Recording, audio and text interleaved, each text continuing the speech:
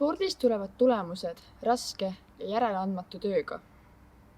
Võitjat eristavad teisest ja kolmandast kohast, sageli vaid sajandikud. See on sekund jagada 100-ga. Seda hetke oma silmaga ei taba. Kõik. Vahel tundub see lihtsalt nii hullult ebaõiglane, kui tulemus jääb mingil põhjusel, mis isegi minust ei sõltu, saavutamata. Erinevad vigastused ja haigused, vale varustus, liiga vähe aega või mingi muu pisike nüanss ja ongi selleks korraks kõik. Samal ajal on võit aga eriti magus, selleks, et spordil oleks toetajaid ja sportlastel pöidlahoidjaid. Et sportlaste pingutusi ei varjutaks umbusk või eelarvamused, tuleb öelda ei ebaausale spordile.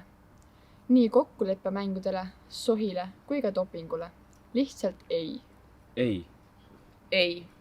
Vihje andmine on üks võimalus seista ausa spordi eest. Aita muuta. Räägi. Vaata täpsemalt transparency.ee